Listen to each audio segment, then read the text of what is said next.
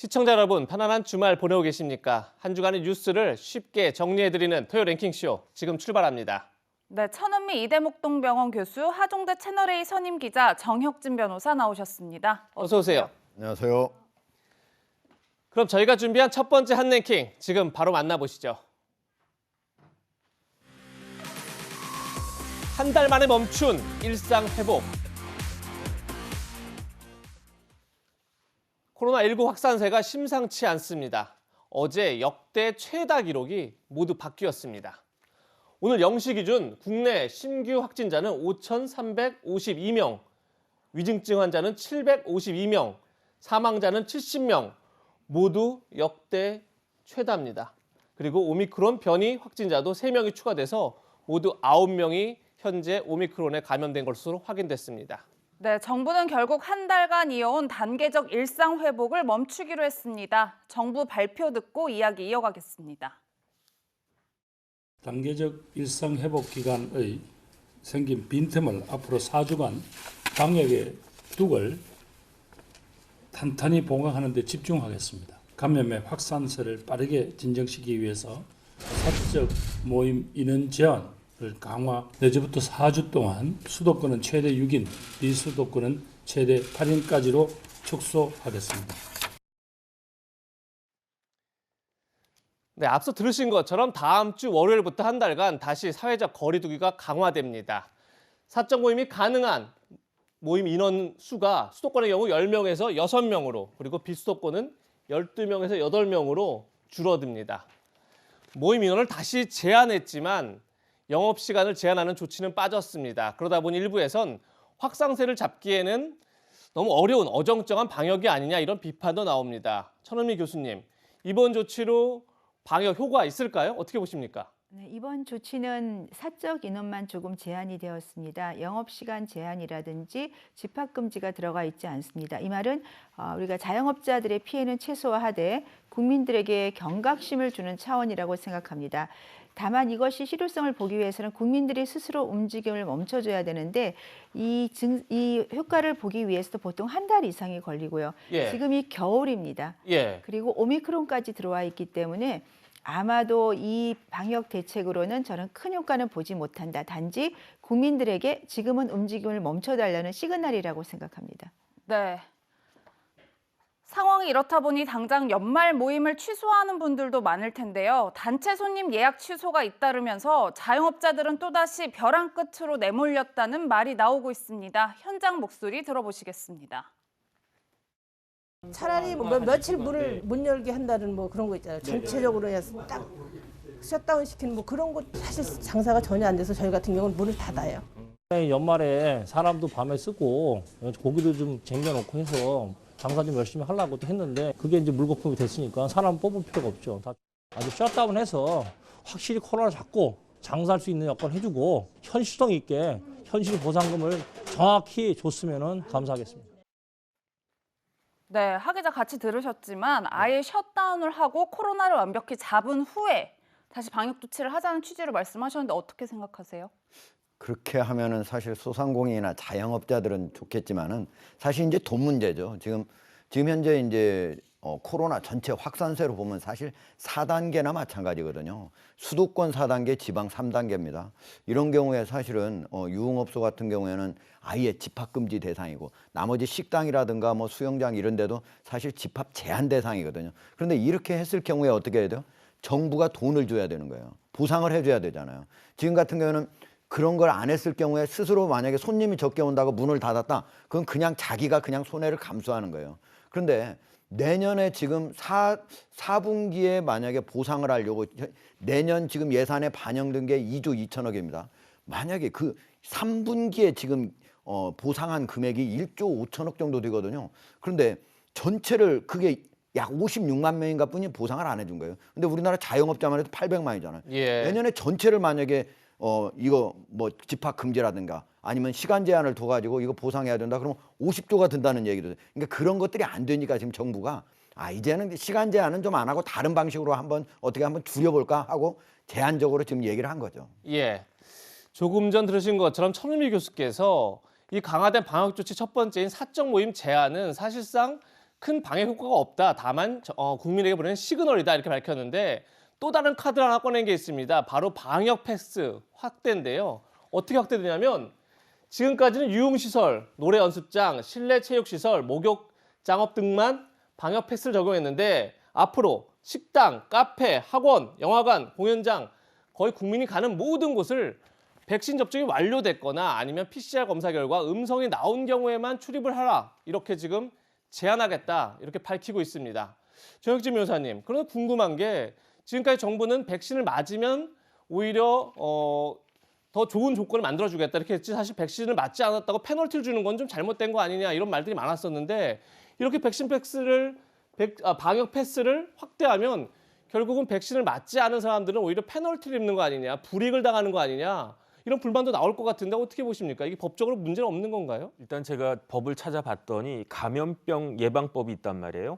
거기에는 어떤 규정이 있냐면 정부나 지방자치단체는 예방접종을 받게끔 할 수 있다 이런 규정이 있어요. 그런데 그 대상이 모든 사람에게 국민 전체에게 백신 접종을 받아라 이렇게 할 수는 없는 거고 환자나 그 가족 동거인 또는 환자하고 접촉한 사람과 같이 감염이 의심되는 사람한테는 정부가 백신을 맞아라, 예방접종을 해라 이렇게 강제할 수는 있는데 그렇기 때문에 무조건적으로 할 수는 없기 때문에 지금 앵커께서 말씀하신 것처럼 원칙적으로는 자발적으로 내가 백신을 맞은 사람에게 인센티브를 주는 그런 방식이 훨씬 더 그 좋은 방식이다라고 생각은 되는데 예. 그런데 또 그 감염병 예방법에 그 또 여러 가지 규정을 갖다 보면 감염병 예방을 위해서 그 집합 제한이나 금지를 할 수 있고 그다음에 또 방역 지침을 준수하는 것을 명할 수 있단 말이죠. 그래서 이런 여러 가지 규정들을 제가 종합적으로 봤을 때에는 미접종자한테 일정한 불이익을 주는 방식이 꼭 위법한 것이다. 그렇게까지 이야기하기는 어렵고 불가피한 측면이 있지 않는가 하는 그런 생각이 듭니다. 네. 또 정부는 내년 2월부터 성인 위주로 적용하던 방역 패스를 청소년에게도 적용하기로 했습니다. 학부모들은 불안한 마음을 감추지 못하고 있는데요. 그 목소리도 들어보시겠습니다.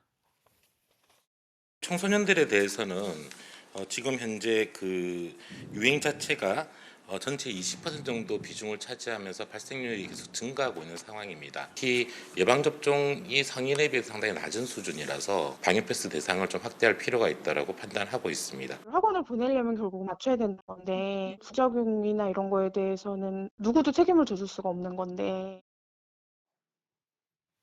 네, 교수님 사실상 학원이나 독서실을 이용하는 학생들은 백신을 접종하는 것을 강제하는 것 아니냐 이런 지적들이 나오고 있어요. 그렇다 보니까 학부모들은 부작용 우려에 대한 목소리가 나올 수밖에 없는데 저희가 좀 어떻게 이 상황을 봐야 될까요?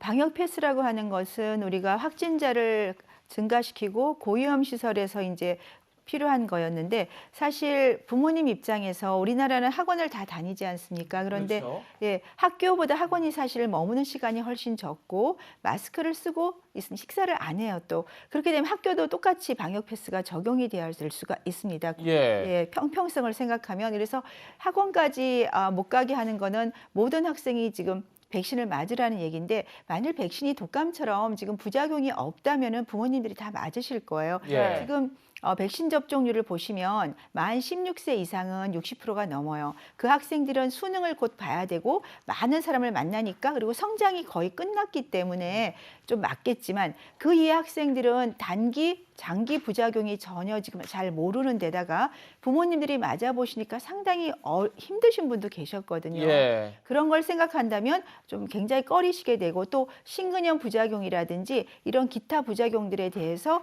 아직까지 잘 알려지지도 않았지만 정부에서 적극적인 지원도 조금 부족한 면이 있습니다.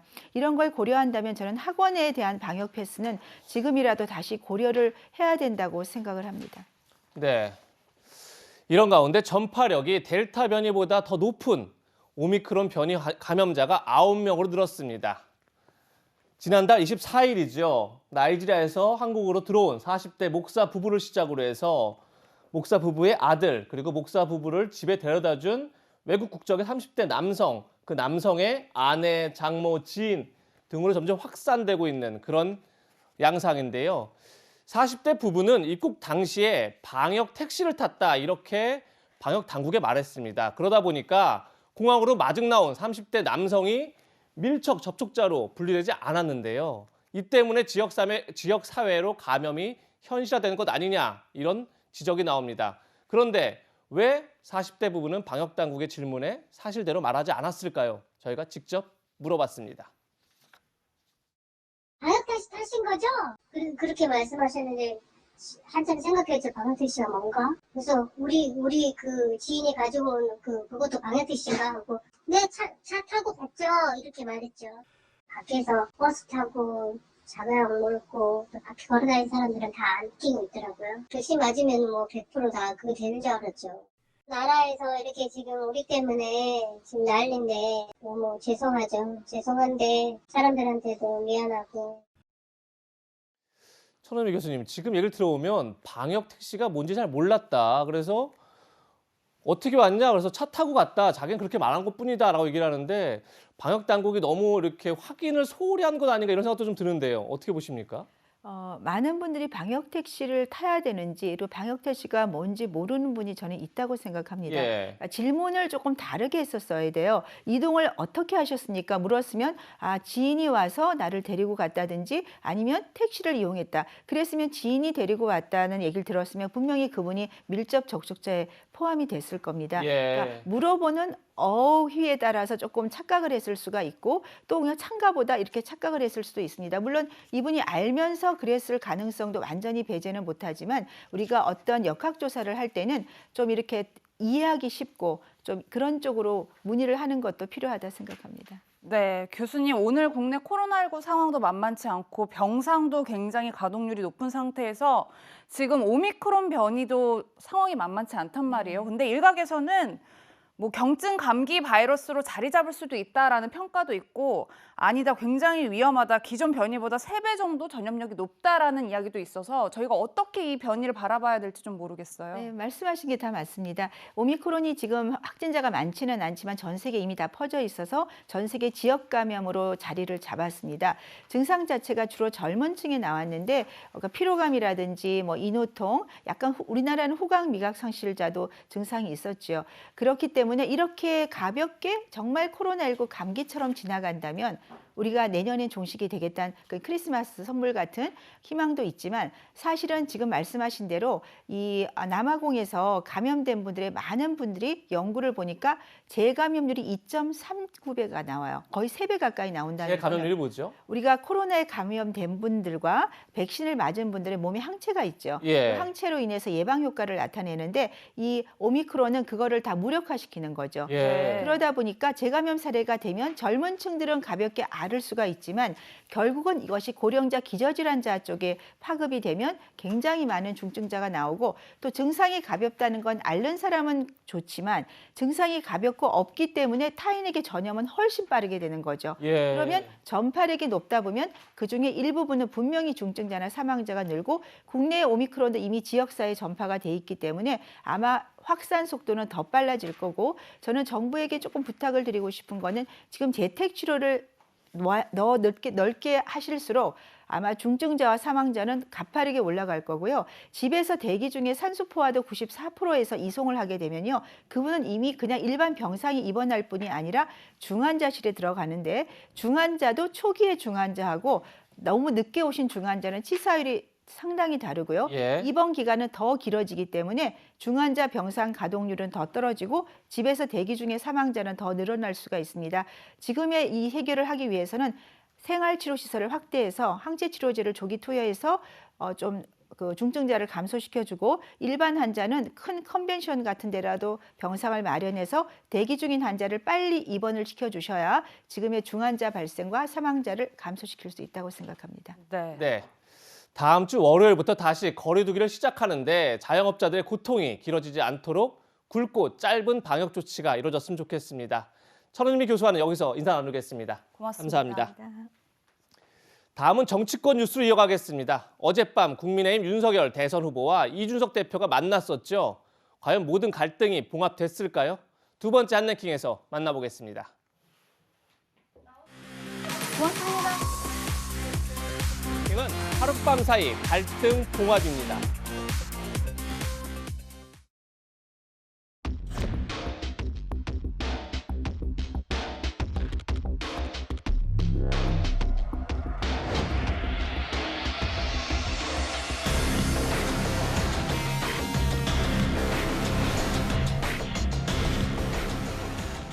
작년에 한번 나올까 말까 하는 이런 젊은 당대표를 저는 이준석 대표에 대해서 오해를 한 사실이 없습니다.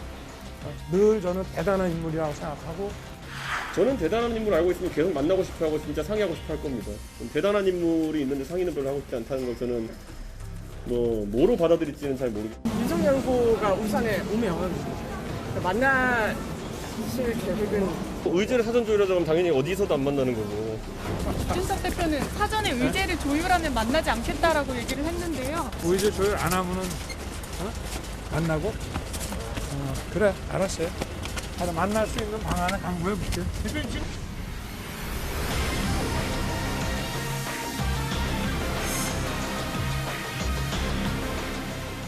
다른 건 모르겠고 저희는 정말 국민이 바라는 정권 교체 이외에 다른 목적이 없음을 오늘 확인했습니다.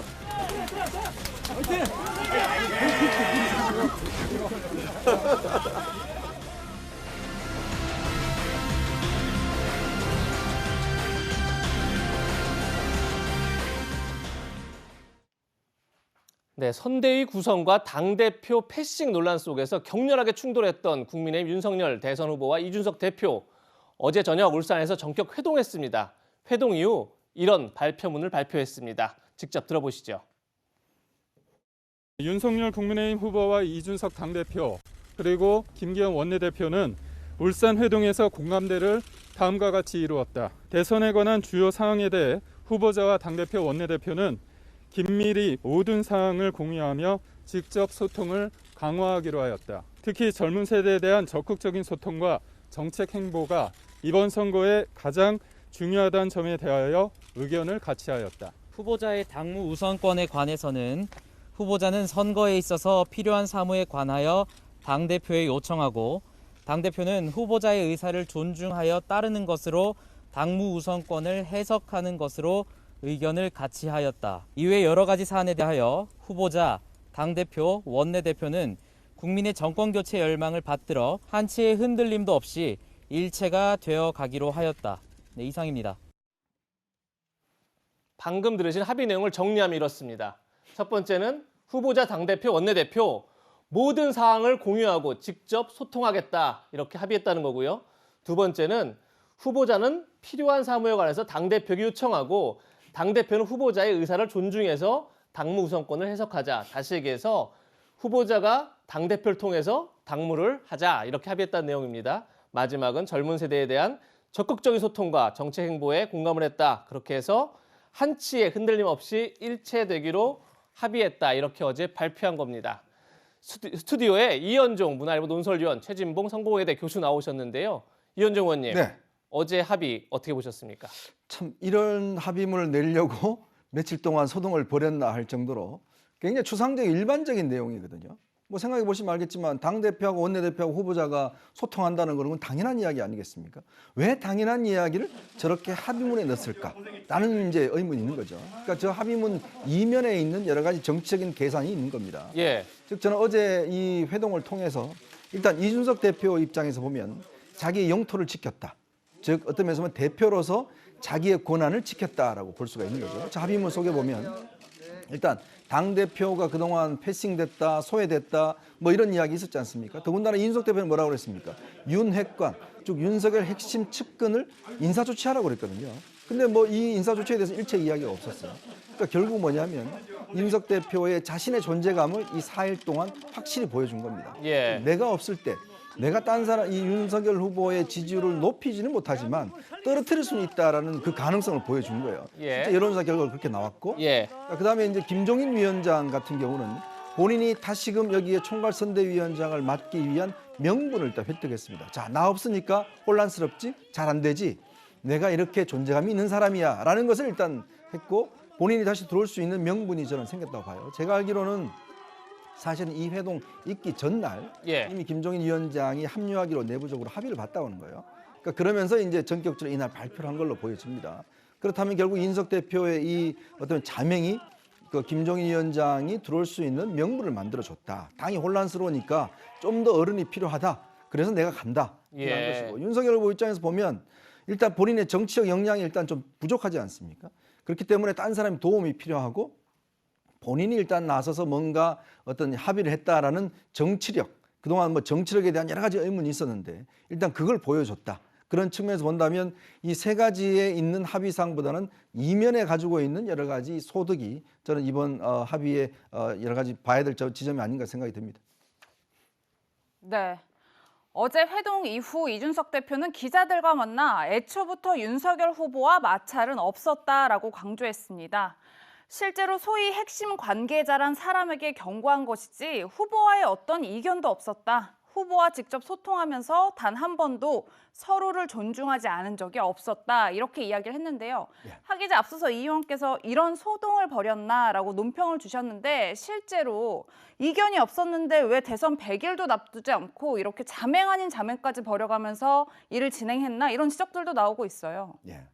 사실 그냥 말을 들어보면 좀 이해가 안 되죠. 이견이 없었다면 뭐로 자맹했을까요? 무려 지금 나흘간 자맹을 한 건데, 그런데 이제 사실 그동안 이번에 합의문을 보면 가장 핵심이 이거예요. 후보하고 대표가 모든 사항을 공유한다. 그리고 서로 문제가 있을 때는 직접 소통한다. 왜 이런 얘기가 나왔어요? 그동안 이준석 대표가 얘기를 했잖아요. 윤핵관이다. 윤석열 후보의 핵심 측근, 관계자. 이런 이름으로 이제 여러 기사가 나오니까 심지어 이제 그 한기호 사무총장에서 이제 권성동 사무총장으로 바뀐 다음에는 이준석 후보 같은 경우, 이준석 대표 같은 경우 거의 뭐 보고를 받아본 적이 없다는 거 아니겠어요? 심지어 자기하고 그다음 윤석열 후보하고 같이 합의한 그런 인사조차도 나중에 언론에 발표될 때 보면 바뀐 적도 있었다. 그럼 사전에 알려주기라도 하든지 왜 바뀌었는지 설명이 있어야 되는데 그런 게 없었다는 거 아니에요. 그래서 이제 나흘간 자맹을 했던 거고, 저게 이제 이견이 없었다는 건 둘이 다 얘기하고 나서 어제 같이 밥도 먹고 얘기도 나누고 그러고 나니까 이제 이견 없었고 세 개의 어떤 그 합의문도 발표하니까 이제 이견이 없었다 이렇게 보는 거고, 어쨌든 제가 보기에는 앞으로는 윤석열 후보하고 이준석 대표가 같이 직접 소통하기로 했고 모든 사항을 공유하기로 했으니까 만약에 인사가 나오더라도 뭐 어떤 중요한 결정을 하더라도 미리 언론에 발표하기 전에 상호 공유하지 않을까. 그래서 이런 일이 다시 일어나지 않도록 해야 되는 게 가장 중요하다고 보겠습니다. 네. 이준석 대표는 지방을 순회하는 기간 동안에 한 언론과의 인터뷰에서 윤석열 후보를 두고 이런 말까지 했습니다. 같이 보시죠. 당대표는 적어도 대통령 후보의 부하가 아니다. 실패한 대통령 후보, 실패한 대통령 만드는데 일조하지 않겠다. 이렇게까지 말을 했는데 두 사람의 갈등은 어제 극적으로 봉합되긴 했지만 회동 초반만 해도 상당한 긴장감이 흘렀습니다. 화면으로 만나보시죠. 잘 컸어요? 잘 쉬기는 제가 고생했지. 뭐 식사나 이런 거는 괜찮으셨고 먹는 건 잘 먹었어요. 아니 우리 대표님을 갖다 지방에 이렇게 지방을 가시려고 그러면 수행도 좀 옆에 붙이고 이렇게 해서 가야지. 이래 그냥 뭐 가방 하나 들고 이렇게 막 돌아다니시게 해서 되겠나 이거. 6명도 타고 다녔습니다. 아니 그래도 그 식당도 좀 예약을 해가지고 기억에 뿌려놓은 게 많아가지고 예. 가면 어디나 만날 사람 있어가지고 잘 하고 다녔습니다. 그래서 저도 한번 저 전남 쪽 갈 때 한번 순천을 꼭 가봐야지 이랬는데 다음에 같이 가시죠. 순천 출장이 저한테는 아픈 기억이 하나 있습니다. 마지막에 들으신 문장, 순천 출장은 저에게 아픈 기억이다. 결국 이준석 대표가 순천에 갔을 때 윤석열 후보가 기습 입당을 했다. 이 문제를 꼬집은 것 같은데 최재문 교수님, 조금 전에 이현주 의원께서 이미 김종인 비대위원장은 총괄본부장을 맡기로 전날 얘기가 됐었고 오히려 이준석 대표가 그 공간을 만들어줬다. 그렇게 보면 또 굉장히 잘 짜여진 어떻게 봉합이 된 것 같기도 하고 또 아까 전에 얘기했지만 이준석 대표가 지금까지 갈등이 없었다.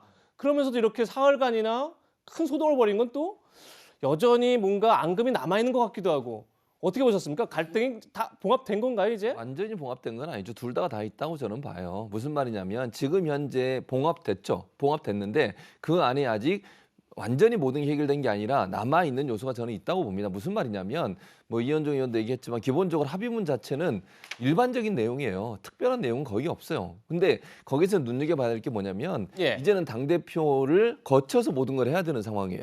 자 그러면 자 대선 과정에서는요 후보가 결정해야 되는 긴박한 상황들이 많이 있습니다. 후보 중심으로 가야 돼요. 당무 우선권에 대한 해석도 애매하게 적어놨어요. 거기에 보면 당대표에게 얘기하고 당무를 그리고 당대표가 그걸 받아서 수용하는 쪽으로 간다 이렇게 돼 있어요. 만약에 충돌이 나면 어떻게 할 겁니까? 앞으로가 저는 문제라고 봅니다. 그러니까 지금 현재 봉합된 건 잘한 거예요. 잘했는데 문제는 이제 대선 과정에 얼마 남지도 않은 대선 과정에 엄청나게 많은 일들이 일어날 텐데 그 과정에서 만약에 당대표가 뭐 의견이 충돌하거나 후보와 의견이 충돌했을 때 그럼 어떻게 할 거냐는 거예요. 그럼 지금 이 합의문 가지고 또 문제를 삼지 않겠습니까? 그래서 저는 이제 앞으로 잘 모든 사람들의 마음이 함께 모아져서 가느냐 하는 문제이고 이건 지켜봐야 된다. 그러니까 지금의 이 합의는 결국 국민적 여망이라든지 아니면 불안감이 높아지는 것을 일단 좀 마무리해야 되겠다는 생각. 두 번째 김종인 전 비대위원장이 들어와야 되는 상황이기 때문에 그걸 함께 합의를 한 것 같아요. 다만 이 합의문의 내용이 너무 애매모호하게 돼 있어서 이것 때문에 나중에 충돌이 날 가능성은 충분히 있다. 누구 한 사람이 후보든 아니면 이준석 대표가 양보하지 않는다면 어느 시점에 가서는 하나의 문제 가지고 충돌해서 다시 문제가 불거질 가능성이 있고 그때 이 합의문 들이대면서 이게 합의했는데 왜 안 따르냐 이럴 수도 있는 상황은 충분히 가능하다고 봅니다. 네. 어젯밤 이른바 울산 선언을 한 두 사람은 오늘 오전부터 부산을 시작으로 본격적인 선거운동에 들어갔습니다. 오늘 오전 두 사람의 목소리 들어보시겠습니다.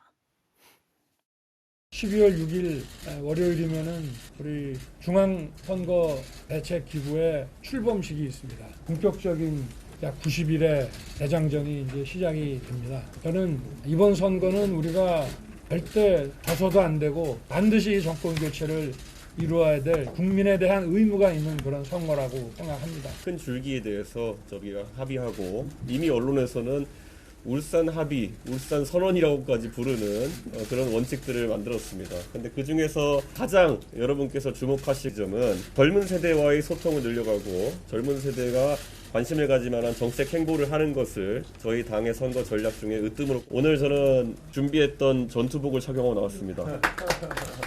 다른 의미가 있는 게 아닙니다. 정말 우리 후보와 제가 다닐 때마다 정말 많은 젊은 세대가 후보와 사진 찍고 싶어하고 또 소통하고 싶어하는 것을 제가 현장에서 목격했습니다. 오늘도 부산 서면에서도 아마 비슷한 어떤 상황이 발생할 거라 생각하고 서면에서는 이제 똑같은 옷을 입니다. 네, 사진 찍고 싶으면 말씀해 주세요. 이렇게 적힌 옷을 입고 이제 두 사람이 부산을 시작으로 선거운동을 하겠다 이렇게 밝힌 건데요. 어젯밤 회동이 끝난 뒤에는 윤석열 후보가 김종인 전 비상대책위원장이 총괄 선대위원장직을 수락했다 이렇게 깜짝 발표하기도 했습니다. 하종대 기자, 결국 김종인 위원장의 지금 이 내용이죠. 윤석열 후보가 김종인 박사께서 총괄 선대위원장직을 수락했다.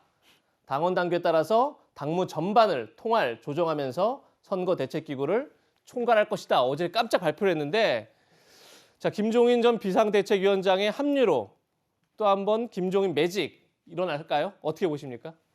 지금까지 갈등이 좀 다 정리가 될 것 같으세요?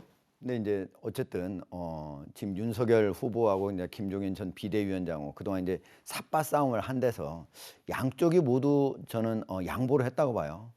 가장 이제 핵심 김종인 비대위원장의 주장은 어쨌든 김병준 상임선대위원장 있지 않습니까? 그걸 거기 역할을 조정을 좀 해달라고 했던 건데 어쨌든 그건 이미 당에서 이미 발표한 것이기 때문에 그거는 어쨌든 그대로 남아 있는 상태에서 우리 김종인 이제 총괄 선대위원장이 왔을 경우에 총괄 선대위원장의 역할을 어떻게 할 것인가 그거를 후보가 얘기해 달라고 했는데 지금 어쨌든 당무 전반을 통할 조정하며 선거대책 기구를 총괄한다고 했으니까 김종인 전 비대위원장으로서는 내가 여기 총괄 선거대책위원장으로 와가지고 전체를 내가 이제 확실히 한다는 걸 후보가 얘기해 준 거잖아요. 그런 측면에서 제가 보기엔 두 사람의 합의가 일단 자기의 역할에 대해서는 분명히 합의가 됐으니까 이제 남은 거는 결국 김종인 전 비대위원장이 와가지고 이제 윤석열 후보를 이제 대통령으로 만드는 거죠. 거기에서 제가 보기엔 지금까지 인사하고 조직에서 서로 갈등이 있었던 건데 최종적으로 결정이 난 거니까 앞으로 지금 남은 거 예를 들면 종합상황본부장이라든지 몇 가지가 있어요. 아마 제가 보기에는 김종인 전 비대위원장이 이제 들어와가지고 이런 것들을 이제 결정을 하게 될 것 같고 의제와 관련해서 즉 아젠다와 관련해서는 제가 보기엔 후보보다도 더 많이 김종인 총괄 선대위원장이 아마 그거를 주도하게 되지 않을까. 이거는 후보가 제가 보기엔 양보해서 계속적으로 그 다음 주부터 바로 이제 약자와의 동행을 시작을 한다고 그러거든요. 그거를 이제 큰 아젠다로 삼고 가지 않을까 그렇게 생각을 합니다. 네, 윤석열 후보의 핵심 관계자, 이른바 윤핵관을 두고 분노한 건 이준석 대표만이 아니었습니다. 김종인 총괄선대위원장도 여러 차례 윤핵관에 대해 불편한 기색을 내비쳤었는데요. 그 목소리 직접 들어보시겠습니다. 아마 거기에 파리떼가 잔뜩 모였을 거란 말이야. 응? 그 파리떼를 제대로 정리를 못하면은 소기의 목적 달성하기가 힘들 거라고 그랬는데 결국은 그 파리떼에 둘러싸여 가지고 헤맨온 것이 지금 윤석열 총장의 오늘날 현주소가 아닌가 이렇게. 오늘 무슨 어디 보니까 뭐 나한테 무슨 최후 통첩을 했다고 오늘 또 주접 떨어놨던데 잘 됐다고 그래서 그 뉴스 보고 나는 밖에서도 돕겠다는 얘기 한 적도 없어요. 네, 이현정 의원님, 저는 도대체 윤핵관이 누구고 또 김종인 위원장의 등장으로 이준석 대표와 김종인 위원장이 불편해하는 이 윤핵관의 논란이 좀 정리가 될 건지 이 부분이 좀 궁금해요. 저희가 이제 언론에서 이제 본인의 실명을 밝히기 어려울 때 핵심 관계자 뭐 이런 표현으로 해서 이제 이야기를 하는데 그동안 윤석열 후보 측 핵심 관계자 이름으로 해서 김종인 위원장 필요 없다. 이제 떨쳐놓고 우리끼리 가겠다. 뭐 이런 이야기라든지 그게 보도가 됐을 때 김종인 위원장은 뭐라고 그러냐면 주접을 떨고 있다라는 이야기를 했어요. 굉장히 좀 센 이야기를 했죠. 그렇죠. 네. 더군다나 또 지금 이준석 대표에 대해서도 지금 여러 가지 이야기를 많이 했습니다. 이준석 패싱하고 가겠다는 등 또 예를 들어서 이 홍보비 문제 이런 것들도 지적하기도 하고. 네. 그러니까 결국은 이게 어떤 면에서 보면 이제 권력 싸움이거든요. 영토 싸움입니다. 즉 일부에서는 지금 윤석열 후보 측 내에서도 그런 분들은 계세요. 그러니까 결국은 윤석열 후보 중심으로 완전히 권력을 잡아서 가야 된다라는 쪽과 함께 또 반대편에서는 아니다. 이게 지금 윤석열 후보가 전부 다 아울러서 가야 된다라는 측면이 또 있어요. 이게 예전부터 사실 이 논쟁이 윤석열 후보 측에서는 계속 있어 왔고 이제 그런 일부 부분들이 이제 실제로 언론 취재를 통해서 이걸 이야기를 해온 겁니다. 그래서 이거에 대해서 이제 김종인 위원장도 이런 상황이면 내가 안 간다. 그다음 이준석 대표도 이거 정리되지 않으면 내가 안 가겠다. 사실은 이제 핵심 측근에 대한 인사 조치를 요구를 했습니다. 그게 뭐 누구님 제가 말씀을 못 드리겠고. 근데 이제 이번 회동을 통해서 이제 그거는 일단 없어진 걸로 했어요. 더군다나 이수정 교수가 이제 공동선대위원장을 놓고서도 아주 공개적으로 이야기했지 않습니까? 근데 어제 회동에서 보면 이제 그 문제는 다 덮기로 한 겁니다. 그러니까 즉 윤석열 후보 입장에서 보면 이 핵심 관계자들에 대한 처리는 안 하는 것으로 하고 반면 이제 앞으로 경고를 한 거죠. 앞으로도 이런 사태가 있으면 협의를 해서 처리한다는 이야기를 한 건데 아마 김종인 위원장이 이제 들어오게 되면 실제로 선거가 90일밖에 안 남았기 때문에 아마 김종인 위원장이 총괄선대위원장을 맡게 되면 이런 부분에 대한 단속을 할 겁니다. 그렇기 때문에 사실 이번 저는 싸움은 결국 윤석열 핵심 관계자들이 일단 뒤로 물러난 저는 그런 상황으로 일단 보여집니다. 네. 이런 가운데 국민의힘 원팀 구성의 마지막 퍼즐이라고 해야 할까요? 홍준표 의원은 앞으로 선대위에 참여할지 아니면 여전히 참여하지 않을지 그런 관심이 높은데 김종일 총괄선대위원장의 합류 소식에 이런 글을 남겼습니다. 청년의 꿈, 홍준표 의원이 직접 만든 온라인 공간이죠. 거기서 한 참여자가 묻습니다. 김종인 씨가 총괄선대위원장으로 확정됐는데 홍 대표님은 어떻게 하시겠습니까? 딱 4글자, 백의종군. 다음 장면 하나 볼까요? 또 다른 시청자가, 또 다른 참여자가 이런 글을 올립니다. 김종인이 등판하네요. 속단하지 마시고 함께 지켜봐요, 대표님. 그러자 나를 이용해 대선 캠프를 완성했다면 그 또한 훌륭한 전략이다. 나의 역할도 있었으니 그 또한 만족이다. 이렇게 밝히고 있습니다. 하종대 기자, 저 얘기를 봐서는 합류하지 않겠다.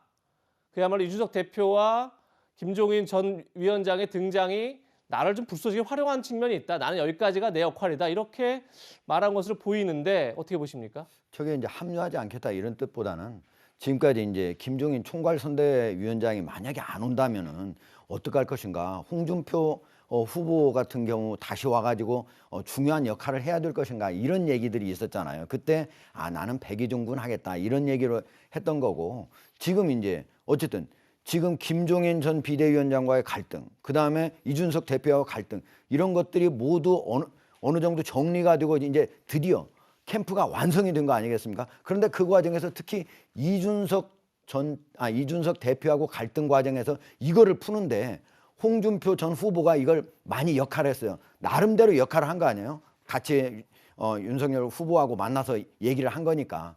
그거에 대해서도 자기 만족이 있는 거고, 앞으로는 자기가 설령 어떤 특정한 직위, 중요한 지위를 맡지 않고 같이 예를 들면 윤석열 후보하고 같이 가가지고 직접 유세 현장에 같이 가서 한다든지 이런 백의종군은 얼마든지 할 수 있다 이런 얘기지, 이게 백의종군이란 말이 과거 뭐를 맡아달라는 것을 하지 않겠다라는 그런 뜻으로 해서 안 하겠다 그런 취지가 아니고 이번에는 하겠다, 같이 하겠다 그런 의미로 저는 받아들여야 됩니다. 예, 하종대 기자의 해석이 맞을지 한번 지켜보겠습니다. 그럼 여기서 어제 나온 여론조사 결과 같이 보시죠. 한국갤럽이 어제 발표한 여론조사 결과입니다. 앞에 있는 여론조사 수치가 2주 전 수치고요. 뒤에 있는 수치가 어제 발표된 수치입니다. 어제 이재명 후보 36%, 윤석열 후보 36% 똑같습니다. 그런데 2주 전만 해도 이재명 후보가 31%였고 윤석열 후보가 42%였는데 지지율이 많이 줄어들어서 지금은 아예 오차 범위도 아닌 똑같은 수치를 기록하고 있는 여론조사 결과까지 살펴봤습니다. 네, 그러면 지금부터 하종대 기자는 여기서 인사 나누겠습니다. 감사합니다. 고맙습니다. 다음은 민주당 이재명 후보 소식으로 이어가겠습니다. 저희가 준비한 세 번째 랭킹 지금 만나보시죠. 세 번째 랭킹은 이재명, 나도 믿지 마라. 우리 더불어민주당 선대위에 뉴 페이스가 돼 주시면 좋겠습니다. 부족함이 너무 많은데 저도 흠이 참 많은 사람이라 그런 부분에서 알려주시고 지도해 주시면 어려운 분들을 돕는 데 그 쓰임을 받을 수 있도록 노력하겠습니다.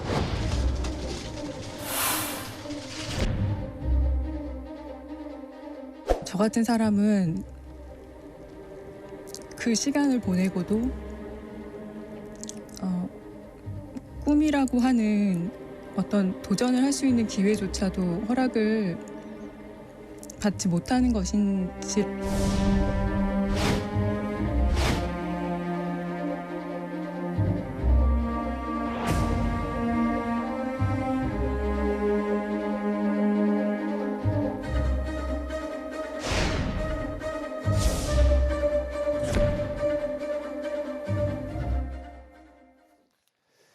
민주당 이재명 후보의 첫 번째 영입 인사, 조동현 상임선대위원장이 도덕성 논란으로 어제 자진 사퇴했습니다.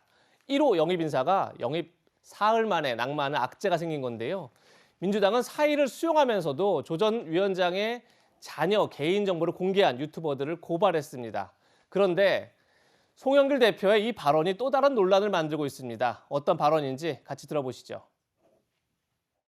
조동현 공동상임선대위원장은 국회의원에 출마하거나 장관 후보자로 임명된 사람이 아닙니다. 10년 전 이혼한 사실을 가지고 이렇게까지 가족이나 개인사를 공격해야 될 사안인지, 아이를 얼굴 이름까지 이렇게 밝혀서 공격하는 이런 비열한 행위는 언론의 정도를 벗어난 것이 사실상 사회적 명예살인의 그런 흉악한 범죄 행위를 분명히 명시하면서. 이현중 의원님, 네. 지금 송영길 대표는 10년 전 이혼 문제를 문제 삼고 있다 이렇게 지금 얘기도 하고 있고, 또 아이 이름까지 공개한 건 유튜버인데 지금 마치 언론이 지금 이런 것을 공개했다 이렇게 주장도 하고 있어서 일각에서는 이거 언론 탓하는 거 아니냐 이런 말도 나오는데 어떻게 들으셨습니까? 그러니까 지금 송영길 대표가 이 문제의 초점이 결국 이제 조동현 전 상임위원장이 이혼했기 때문에 문제를 삼았다라고 이야기를 하고 있는데, 지금 사생활에 대해서 이것 때문에 문제 삼은 언론이 있으면 나와보라 그러십시오. 없습니다. 왜냐하면 일단 이 장관도 아니고 후보자 출마한 사람도 아닌데 이야기를 했는데, 모든 권력의 출발점은 일단 정당에 있습니다. 예. 정당에서 후보자를 공천하고 장관도 예를 들어서 뭘 하고 또 국회에서 뭐 심사도 하지 않습니까? 자, 집권 여당의 지금 상임선대위원장입니다. 즉 집권 여당의 얼굴이란 말이죠. 자, 그렇다면 집권 여당의 얼굴이 예를 들어서 이런 논란에 있는 분이 과연 우리가 수용할 수 있겠는가라는 사회적인 문제예요. 사실 이분이 뭐 개인적으로 우리가 있으면 문제 안 삼죠. 그러니까 정당의 얼굴로 예를 들어 혼외자 문제가 있는 분을 예를 들어서 냈을 경우에 이게 과연 이 정당의 어떤 타당하냐에 대한 문제의 제기였고, 이제 이거에 대해서 이제 문제가 된 거 아니겠습니까? 둘째로는 결국은 이 문제에 대해서 과연 유튜버를 지금 언론을 삶을 수 있느냐? 그리고 계속 지금 이 문제를 가지고 언론에서 이야기한 적이 거의 없습니다. 언론에서 뭐라고 그러냐면 결국은 이 문제가 사회적으로 어떤 공인이기 때문에 이분이 사적 영역에 있다 이제 공인으로 온 거잖아요. 그래서 검증을 한 거 아니겠습니까? 그러니까 그거를 전부 다 무슨 언론이 가짜 뉴스를 퍼뜨린 것처럼 후보도 그렇고 대표도 그렇고 이렇게 이야기하는 것은 저는 굉장히 부당한 게 아닌가 싶습니다. 네, 최 교수님뿐만 아니라 최초의 민주당이 사생활 논란이 불거졌을 때 가짜 뉴스다, 허위 뉴스다 이렇게 일관을 했단 말이에요. 이 대응에 대해서도 문제 삼는 분들이 꽤 있는 것 같아요. 그러니까 근데 그거는 이렇게 봐야 돼요. 정말 그분들이 알고 그렇게 했느냐? 저는 그 문제라고 보거든요. 그러니까 그 안민석 의원이나 이런 분들이 얘기를 했는데 초기에 이 문제가 발생했을 때 이건 정말 사생활 지금 내밀한 문제입니다. 이거는 개인이 얘기하지 않으면 일반적으로 알기가 어려운 내용이에요. 이게 무슨 서류에 나오는 것도 아니고 이게 무슨 누가 제보를 하거나 얘기하지 않으면 알 수 없는 문제고 이분이 만약에 여기 상임선대위원장을 하지 않았다고 하면 이런 얘기가 나올 일도 없었겠죠. 그래서 아마 초기에 모르겠습니다. 조 전 이제 상임선대위원장이 그걸 얘기하셨는지 안 했는지 모르겠지만 만약 알았다고 하면 이렇게 대응하지 않았을 거라고 저는 봐요. 그러니까 이 문제를 접근하는 방식이 가짜뉴스다 이렇게까지 얘기했다면 제가 볼 때는 초기에는 몰랐을 가능성이 있다고 보거든요. 아마 이 문제가 불거졌을 때 확인하는 과정에서 조 위원장이 어떤 말씀을 하시는지 제가 잘 모르겠지만 명확하게 그런 일이 있었던 걸 인지했다라면 저는 이렇게 반응하지 않았을 걸로 보여지고 아마 그 당시에 나중에 이제 인지하고 입장을 바꿨는데 그 당시에는 이 사실을 몰랐을 가능성이 있지 않겠나는 개인적인 생각입니다. 네. 이런 가운데 민주당의 노웅래 의원은 인재 영입이 과열되다 보니 검증이 부실했다 이렇게 자성의 목소리를 냈습니다. 그 목소리 한번 들어보시죠. 조동현 씨 인사검증 문제가 생긴 거죠. 과열된 인재 영입을 하는 과정에서 생긴 인사검증 실수다, 실패다 네, 이렇게 볼 수 있는 거고요. 아무리 저 외부 영입이 중요하고 하더라도 바늘 허리에 실겨 있을 수는 없는 거 아닙니까? 이재명의 민주당으로 새롭게 되기 위해서도 이렇게 인사검증 문제 철저히 전 해야 된다고 보는 거고요. 네, 정영진에서 다시 모셨는데 지금 당 후보라든지 당 대표는 오히려 언론이 너무 과열 취재를 하면서 조 전 상임위원장을 너무 힘들게 했다 이러면서 이제 비판했는데 또 한편에서는 지금 노웅래 의원처럼 이건 인사검증 실패다 이렇게 자성의 목소리 나와요. 어떻게 들으셨습니까? 일단은 기본적으로는요. 논란이 될 수 있는 사실을 스스로 밝히지 않은 조 교수한테 문제가 있다라고 생각을 하는데 그런데 가끔 저한테 전화가 오거든요. 기업이나 뭐 다른 데에서 기관에서 변호사를 뽑을 때 그 사람이 어떤 사람이냐 평판 조회를 한단 말이에요. 그런데 군소야당도 아니고 여당 더군다나 그것도 대선 선대위에서 최고위직을 첫 번째 1호로 영입을 하면서 그런 레퍼런스 책도 안 했다?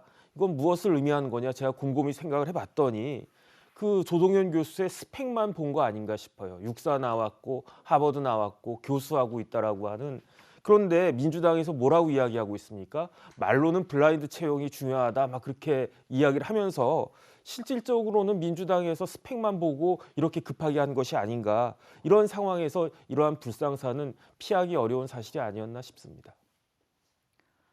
1호 영입 인사 실패의 모든 책임은 제가 진다고 한 이재명 후보, 조국 사태를 두고도 사과를 했었죠. 그 목소리 듣고 이야기 이어가겠습니다. 조국 장관에 대해서는 여전히 이제 우리 더불어민주당이 그간의 국민들로부터 외면받고 또 비판받는 문제의 근원 중에 하나인데요. 소위 내로남불이라고 하는 것도 그런 것일 테죠. 저는 잘못이 있는 것에 대해서는 당연히 책임져야 되고 특히 지위가 높고 책임이 클수록 그 비판의 강도도 높을 수밖에 없다는 걸 우리가 인정해야 된다고 생각합니다. 지금 이 자리에서 다시 한번 사과 말씀드리고 싶습니다. 네, 다시 출발하도록 하겠습니다. 방금 그 사과를 조국 사태에 대한 좀 공식적인 사과로 좀 받아들여도 되겠습니까? 제가 할 수 있는 범위 내에서는 아주 낮은 자세로 진지하게 사과드립니다. 조국 사태에 대해 아주 낮은 자세로 진지하게 사과한다고 밝힌 이재명 후보. 그런데 어제는 또 보시는 것처럼 이런 거를 SNS에 올렸습니다. 대한민국은 검찰공화국이 아니라 민주공화국이다. 검찰 독재는 군사 독재만큼이나 위험하다. 없는 죄도 만들고 있는 죄도 덮으면서 선택적 정의를 행사하고 있다.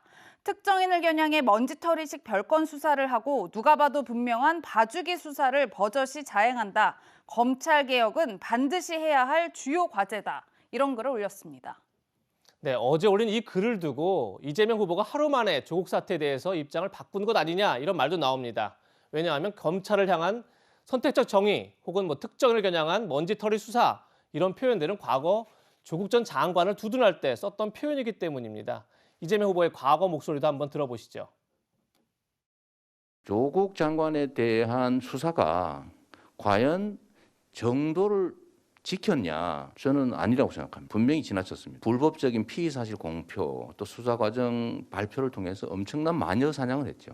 검찰이 예를 들면 있는 죄도 덮고 없는 죄도 만들고 그래서 딱 기소하기로 목표를 정한 다음에 탈탈탈 틀어서 나올 때까지 털고 거접한 것까지 다 걸어가지고 우리 조 장관님처럼 이렇게 다 걸어가지고. 최진봉 교수님, 예. 조국 사태를 두고 사과를 했다가 다시 과거에 두둔했던 말들을 활용해서 검찰 개혁이 더 중요하다 올린 것, 하루 만에 입장이 바뀌었다 이렇게 봐야 되나요? 아니요, 그게 아니고요. 관점이 다른 거예요. 무슨 말이냐면 조국 전 장관에 관련해서 국민적으로 분노를 느끼는 부분을 인정하는 거예요. 그게 왜냐하면 이게 사실은 그 법적으로 아직은 다투고 있으니까 결과는 아직 지켜봐야 됩니다. 뭐 그렇죠. 사건이 지금 법적으로. 그럼에도 불구하고 조국 전 장관이 했던 말과 실제 본인의 삶을 보면 국민의 기준에서 도덕적 기준, 윤리적 기준을 봐서 그건 부족한 면이 있다고 인정하는 거예요. 국민들이 볼 때 어쨌든 특권층이라고 소위 얘기하는 특권층이 일반인보다는 더 많은 기회를 누리는 건 맞는 거잖아요. 그런 부분에 대한 저는 이제 이재명 후보의 저는 사과라고 생각해요. 그거는 분명히 국민들이 그렇게 보신다면 거기에 대해서는 사과한 부분이 맞다고 보고, 또 조국 전 장관의 논란이 됐던 게 결국 이제 본인이 그동안 했던 말이나 글이나 이런 부분과 본인의 삶의 모습이 약간 차이가 있는 부분에 대해서 국민들이 분노하시는 거잖아요. 또 젊은 층들이 거기에 대해서 기회의 공정성에 대해서 문제를 제기하는 것이고, 그런 부분에서 저는 이재명 후보가 명확하게 사과했다고 보고요. 다만 검찰의 행동은 지금까지 물론 조국 전 장관 문제뿐만 아니라 다른 문제에 있어서 선택적으로 정의를 한 것에 대한 비판이 많이 있었습니다. 그건 뭐 부인할 수 없는 사실이라고 저는 생각해요. 조국 전 장관 관련 수사에 대해서도 물론 가족들의 수사를 했지만 표창장이나 뭐 여러 가지 문제에 있어서 가족 전체를 다 먼지털이식으로 수사한 것도 분명히 있고요. 국민들이 그 부분에서 저는 반감을 갖고 있는 분명히 있다고 저는 봅니다. 예. 그 두 가지 관점에서 얘기를 한 것이지 조국 전 장관이 사과한 것을 뒤집으려고 했던 말은 저는 아니라고 보고, 그러니까 조국 전 장관의 행동이 국민적 관점에서 봤을 때 받아들일 수 없는 부분들, 또 정의롭지 않은 부분들에 대해서 분명히 그건 사과한 거라고 저는 봅니다. 네. 추미애 전 법무부 장관은 조국 전 장관에 대한 이 후보의 사과를 두고 이런 글을 올리기도 했습니다. 나는 고발한다 시대의 비겁함을. 대통령 후보도 여론에 조차 조국에 대해 사과를 반복했다. 대통령 후보의 사과를 이용해 다시 조국은 불공정하다로 한 번 더 낙인 찍게 된 것이다. 뭐 이런 취지의 글을 올렸는데, 이 의원님 아직 네. 민주당 내에서도 조국 사태에 대한 분위기가 정리가 안 된 것 같은데 이 글 저희가 어떻게 해석할 수 있을까요? 그러니까 지금 이재명 후보의 말을 보면 황희정승식 대답 같아요. 당신도 옳고 당신도 옳다. 그래서 뭐 어떻다는 거냐? 라는 문제를 제기할 수 있는 거죠. 예전에 차별금지법 관련해서 종교단체를 가서는 이거 천천히 해야 되는 거다라고 이야기를 했으면서 또 시민단체 와서는 이거 빨리 해야 된다라고 이야기를 하고 있지 않습니까? 그러니까 그렇다면 뭐 어떻게 하자는 거냐, 이런 의문이 있을 수밖에 없는 거거든요. 그러니까 지금 이재명 후보는 모두를 만족시키려고 그래요. 즉 어떤 면에서 그동안 부정적인 면도 만족시키고 강성층도 만족시키고, 뭐 그러면 결론이 뭐냐라고 이야기를 했을 때 지금 바로 이제 들어오는 이야기가 그 이야기지 않습니까?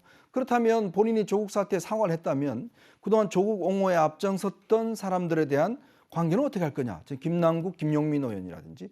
근데 또 반면에 민주당은 또 합당한다고 그러잖아요. 예. 열린민주당 같은 경우는 뭐 시종일관 조국 사태에 대해서 어떤 면에서 검찰을 비판했고 조국 전 장관을 옹호했습니다. 네. 그렇다면 국민에게 사과한 이재명 후보가 열린민주당을 적극적으로 합당하겠다라고 이야기를 하면 이 입장이 도대체 뭔가는 국민이 헷갈릴 수밖에 없는 거 아니겠습니까? 자, 그렇다면 지금 추미애 장관 같은 경우는 바로 그 지점을 이제 비판하고 있는 거잖아요. 왜 사과하느냐? 왜 그동안 이거는 부당한 것인데. 그러니까 또 아마 추미애 장관한테는 또 다른 이야기를 할 겁니다. 그러니까 이게 보면 지금 이재명 후보, 물론 정치인의 말이란 게 저는 일관성이 있어야 되나 봅니다. 지금 모든 게 보면 그래요. 한쪽에 가서는 사과하고 한쪽에 가서는 또 아니다 그러고. 그러니까 결국은 이게 자꾸 이런 식으로 반복이 되면 문제는 나중에 그럼 당신 진짜 입장은 뭐냐라고 물었을 때 그걸 어떤 제대로 이야기할 수 있을까? 그 혼란 사항이 지금 국민들한테 있는 겁니다. 예, 그러니까 이 의원님 혼란 사항에 제가 이제 답변을 하면 이런 거예요. 아까 제가 말씀드린 내용이에요. 검찰에 대해서 비판하는 입장을 갖고 있는 분들도 조국 전 장관의 행동이 국민도 비판받는 부분은 수용한다고 저는 봅니다. 기본적으로. 그러니까 검찰의 행동을 비판하는 것이지 그럼 조국 전 장관이 본인도 사과했잖아요. 자녀에 대해서 문제에 대해서. 기회가 공정하지 않은 부분에서 본인도 사과하고 국민 앞에 사죄한 부분이 여러 번 있었습니다. 그러니까 그 부분은 저는 인정한다고 봐요. 그거를 인정하지 않으면 저는 아니라고 보고 제가 지금 이 의원이 걱정하신 뭐 추미애 전 장관이든 또는 뭐 김용민 의원이든 김남국 의원이든 저는 그 부분은 그분도 수용한다고 보고 검찰의 행동에 대한 다른 관점의 비판이 있다고 봅니다. 예, 두 개의 관점에 대한 얘기다. 다시 한번 들었습니다. 반면 국민의힘 윤석열 후보는 조국 사태에 대한 이재명 후보의 사과를 두고 이렇게 말했습니다.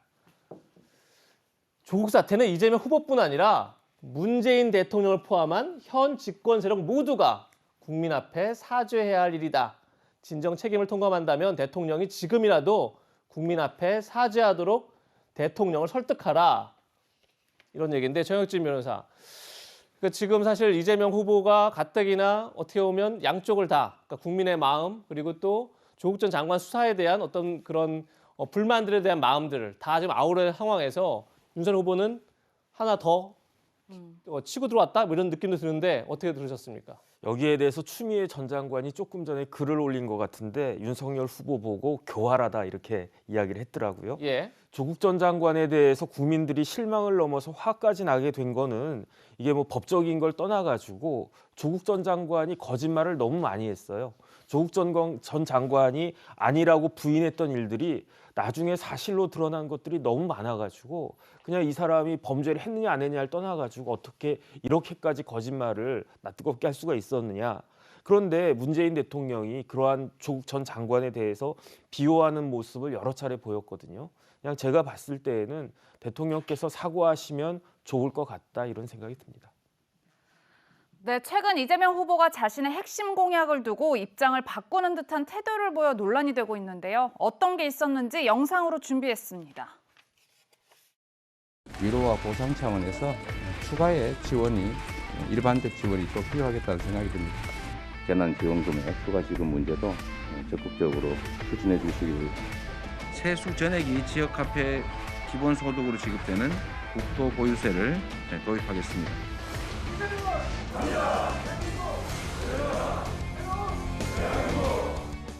그래서 저의 주장 때문에 추가의 지원이 지연되지 않도록 제 주장을 접고 다만 국민들이 동의하지 않는 정책을 수행하는 건 사실상 불가능하기 때문에 국민들이 반대하시면 실제로 추진할 수도 없고 또 해서는 안 된다고 생각합니다.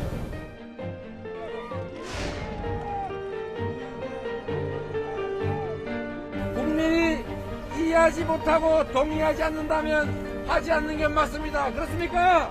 네. 정치인을 믿지 마십시오. 이재명도 믿지 마십시오. 이재명은 여러분의 명령을 따르는 여러분이 쓰는 도구이기 때문입니다.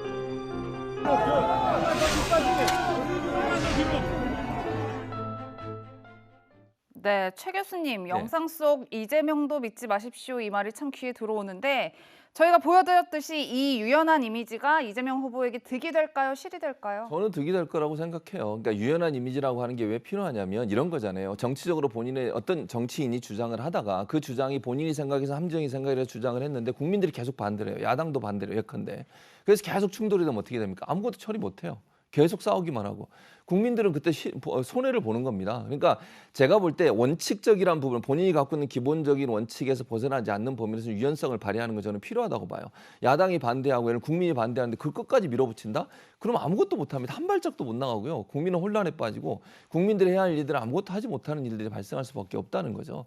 그런 차원에서 이제 저는 이재명도 믿지 말라는 말은 이재명이 여러 가지 정책들을 내놓고 대안들을 내놓지만 그것이 국민들이 볼 때 받아들이기 어려운 부분이라면 그 수용하고 가겠다는 겁니다. 그러면서 했던 말이 또 하나 있어요.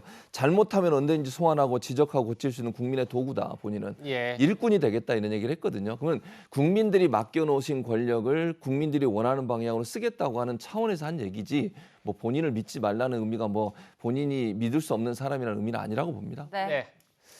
이재명 후보가 지금 실용주의를 강조하면서 유연함을 보여주고 있는데요. 하지만 얼마 전엔 이런 말도 했습니다. 반대하는 사람도 있고 찬성하는 사람도 있는데 그걸 감수하는 게 정치인의 몫이고요. 그거를 합의되지 않더라도 해야 될 일을 강제하라고 권한이 주어집니다. 우리가 이제 권력, 권한 이렇게 말하면 내 의사를 원하지 않는 상대에게 관철시킨 힘이 바로 권력입니다. 예, 이현정 의원님. 네. 지금 들으신 것처럼 앞서 들은 거는 국민들이 반대하고 동의하지 않으면 안 하겠다. 그게 정치인의 할 일이다. 이렇게 얘기를 했는데 얼마 전에 또 나와서는 반대를 하더라도 강제하는 게 오히려 정치인의 몫이다. 좀 헷갈려요. 그러니까요. 저도 이게 지금 대한민국이 그리스 아테네가 아니지 않습니까? 모든 국민들이 시민들이 나와서 모든 사안에 투표하고 결정하는 사회가 아니잖아요. 그럼 이재명 후보가 이야기했듯이 국민의 동의가 없으면 안 하겠다 그러면 사안마다 전부 다 여론조사를 할 겁니까? 아니지 않습니까? 그리고 박정희 대통령 시절에 경부고속도로 건설할 때 반대가 얼마나 심했습니까? 근데 지금은 어떻습니까? 그때 안 했으면 지금 대한민국이 어떻게 됐을까요? 영종도 신공항 건설할 때 엄청나게 반대 많이 했습니다. 근데 그때 안 했으면 지금 우리가 공항을 어떻게 만들겠습니까? 마찬가지죠. 정치인이라는 건 대통령을 뽑는 이유는 국가적으로 필요할 때는 또 밀어붙이는 것도 있는 겁니다. 근데 문제는 지금 이재명 후보는 본인이 국민들 뜻에 따라서 다 하겠다고 이야기를 하고 있는데 또 어떤 때 기본소득도 마찬가지죠. 갑자기 안 한다고 그랬다가 또 삼성 가서는 이재용 지금 부회장이 이것 좀 해달라. 또 이렇게 또 이야기를 해요. 그러니까 이게 말이 자꾸 이렇게 바뀌면 과연 진정성이 있는가? 본인이 불리할 때는 국민 뜻 묻다가 또 본인이 권력을 가지면 또 밀어붙이고. 그러니까 이런 면에서 보면 지금 여러 가지 어떤 여론을 높이기 위한 모든 국민에게 다 만족을 주겠다고 이야기를 하는데 과연 저 대통령이 모든 국민에게 만족을 줄 수 있겠습니까? 저는 그런 면에서 보면 지금 이재명 후보의 이야기는 솔직히 저도 믿지 못하겠습니다. 네. 이재명 후보의 실용주의가 득이 될지 실이 될지 더 지켜보겠습니다. 오늘 준비한 마지막 한 랭킹 지금 만나보시죠. 공수처, 우린 아마추어. 고발 사주 의혹의 핵심 피의자인 손중성 검사에 대한 공수처의 두 번째 구속영장도 어제 법원에서 기각됐습니다. 구속을 시킬 정도로 혐의가 완성되지 않았다 이렇게 밝힌 건데요. 공수처의 수사 역량에 대한 비판도 커지고 있습니다. 먼저 어제 손준성 검사의 모습부터 만나보시죠. 거듭된 공수처의 무리한 구속영장 청구에 대해 현명한 결정을 내려주신 사법부에 감사드립니다.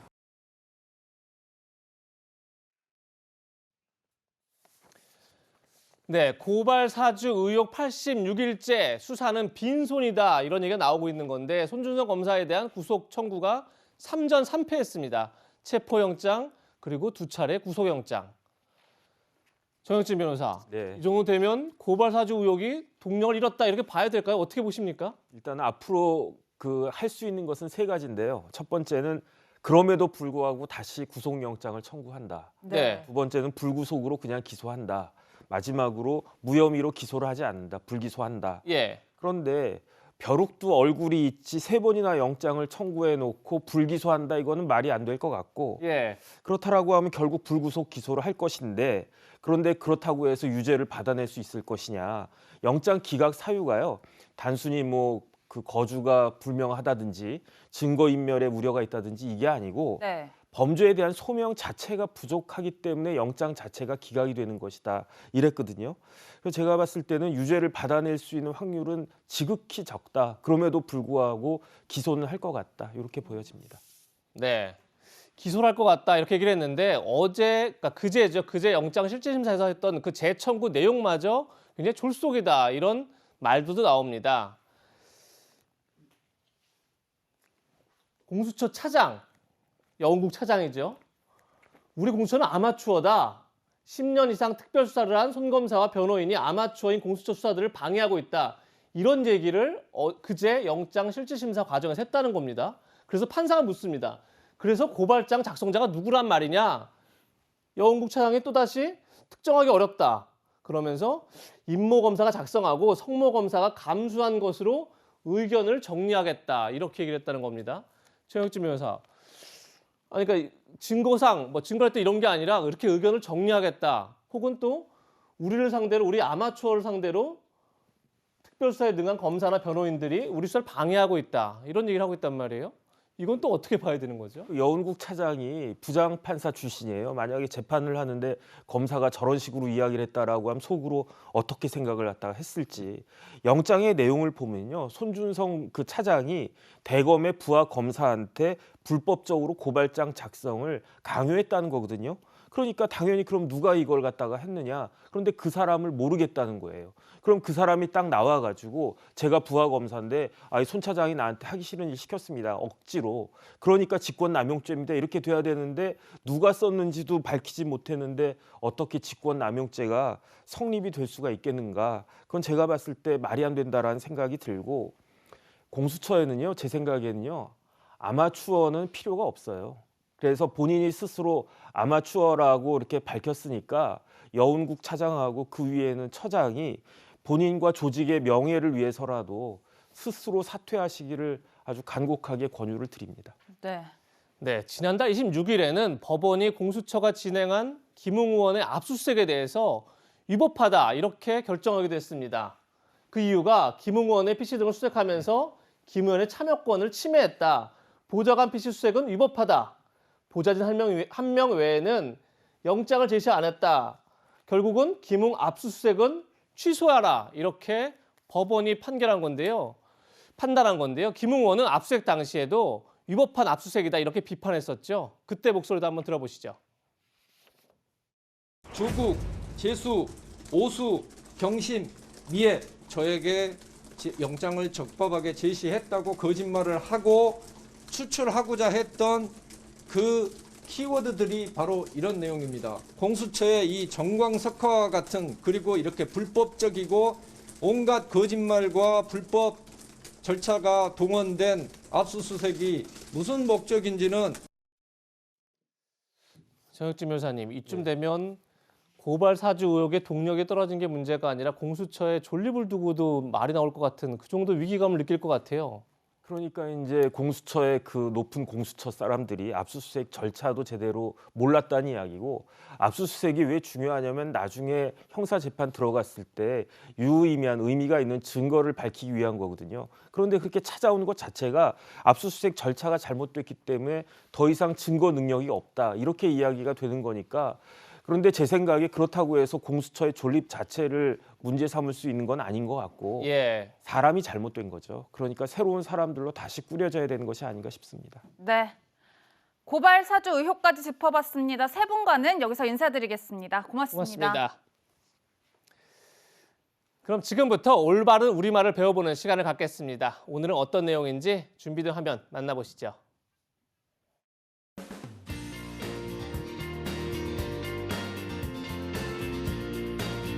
건강관리를 하려고 운동을 시작했는데요. 운동기구 사용법을 체계적으로 배우려면 PT를 해야 할 것 같습니다.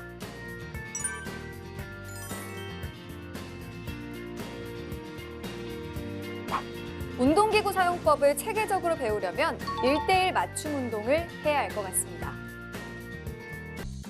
제가 2달 동안 운동과 식단 관리를 정말 열심히 해서 오늘은 오랜만에 치킨을 먹어보려고 합니다.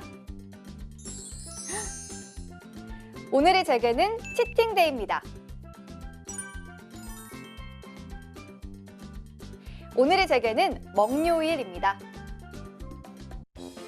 요즘 아침 달리기로 하루를 시작하고 있는데요. 달리기 전에는 워밍업이 필수입니다.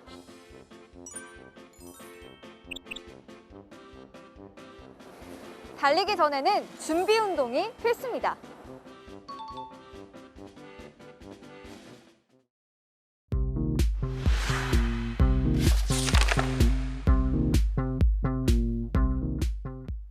네, 신압으로 우리말 시작하겠습니다. 정윤철 기자 나왔는데요. 오늘 열쇠말 소개해 주시죠. 네, 오늘의 열쇠말은 운동입니다. 건강한 삶을 위해서 꼭 필요한 게 운동이죠. 그런데 자세히 들여다보면 운동과 관련해서도 웨어들이 많이 사용되고 있는데요. 이를 바로잡자는 취지에서 준비해봤습니다. 네, 구체적으로 어떤 사례들이 있을까요? 네, 나이가 들수록 중요한 것이 바로 근력을 키우는 운동입니다. 벌크업, 웨이트 트레이닝, 크로스핏 한 번쯤 들어보셨을 텐데요. 모두 외래어입니다. 각각 우리말로 근육 키우기, 근력 강화 훈련, 고강도 복합 운동으로 순화에 사용하시면 좋겠습니다. 네, 요즘 달리기 동호인들 사이에서는 플로깅이라는 단어가 좀 활발히 사용된다고 하던데. 네, 맞습니다. 이삭을 줍는다는 뜻인 스웨덴어 플로카우프와 달리기를 뜻하는 영어 조깅의 합성어입니다. 달리기를 하면서 틈틈이 쓰레기를 줍는 활동으로 우리말로 표현하면 쓰담 달리기, 이렇게 표현하시면 더 좋겠습니다. 쓰담 달리기요. 좀 낯설긴 하네요. 근데 생각해보면 러닝머신처럼 운동기구는 전부 다 외래어인 것 같아요. 네, 맞습니다. 말씀하신 러닝머신은 우리말 달리기 틀로 순화시킬 수 있는데요. 한글문화연대에서는 지난 5월에 운동기구 우리말 이름 공모전을 열고 지금 화면에 보이는 것처럼 기구 명칭을 최종 선정했습니다. 대표적인 단어 몇 개만 소개해드리면 랩풀다운은 끌어내림 틀로, 레그프레스는 누워 다리 밀기로, 벤치프레스는 누워 가슴 밀기가 선정됐습니다. 앞으로도 운동하실 때 꼭 기억하셨다가 우리말 표현을 적극적으로 사용하시면 좋겠습니다. 네, 뿐만 아니라 요즘 체육복을 이제 일상복처럼 입으시는 분들도 많은데 이 용어도 외래어로 많이 쓰이고 있잖아요. 네, 맞습니다. 말씀하신 부분이 바로 애슬레저룩으로 움직임이 편하다 보니 젊은 층 사이에서 인기가 있는데요. 이 단어는 앞으로 일상 운동복으로 표현하시면 좋을 것 같습니다. 비슷한 사례로 자주 사용되는 스포츠웨어, 트레이닝복도 모두 우리말 운동복으로 사용하시면 좋을 것 같습니다. 네, 우리말로 바꿔서 표현하니까 듣기도 좋고 그리고 이해하기도 훨씬 쉬운 것 같습니다. 정은철 기자, 잘 들었습니다. 저희는 60초 광고 뒤에 돌아오겠습니다. 네, 저희는 다음 주 토요일에 더욱 알찬 내용으로 찾아뵙겠습니다. 시청해주신 여러분 고맙습니다.